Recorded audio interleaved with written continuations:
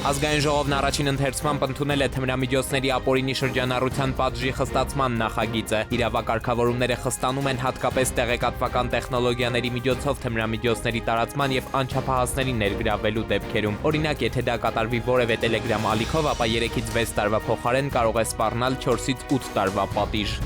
2027 թվականի հունիսի 1-ից Հայաստանից Օման արտահանվող մսամթերքը պետք է ունենա հալալ վկայական։ Սա Սուլթանության սննդամթերքի անվտանգության եւ որակի կենտրոնի հավատագրված մարմինների կողմից տրվող փաստաթուղթ է, հայտնում են սննդամթերքի անվտանգության տեսչական մարմնից։ Պահանջը ներդրել են հաշվի առնելով երկու երկրների միջև առևտրաշրջանառության խթանումը եւ Օմանի հետաքրքրությունը հայկական արտադրանքի նկատմամբ։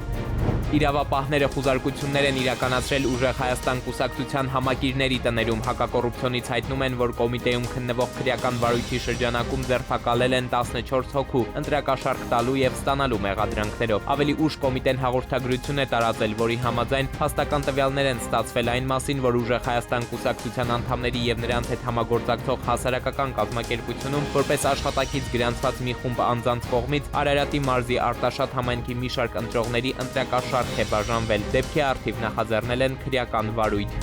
Փարաքարի նախկին համայնքապետ Վալոդյա Գրիգորյանի եւ Կարեն Աբրահամյանի սպանության գործով մեղադրյալների կալանքը դատարանը երկարացրել է։ Նրանց խափանման միջոցն անփոփոխ կմնա եւս 3 ամիս։ Թեպետ-պաշտպանական կողմը միջնորդել էր այն փոխարինել տնային կալանքով։ Ի դեպ, մեղադրյալներից Գևորգ Հարությունյանը հրաժարվել է նախաքննության ընթացքում տված խոստովանական ցուցմունքներից։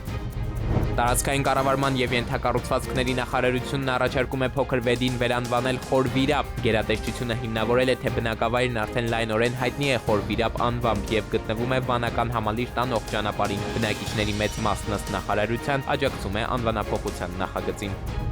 Արշիլ Գորգու անվերնագիր գրաֆիկական ստեղծագործությունը Հայաստան է գալիս։ Լոնդոնում կայացած աճուրդից Հայաստանի կառավարությունն այն ձեռք է բերել գրեթե 31 միլիոն դրամով ազգային հավաքածուն հարստացնելու նպատակով։ Կցուցադրվի Հայաստանի ազգային պատկերասրահում։ Էդուարդ Պողոսյան, ժամը լրատվական։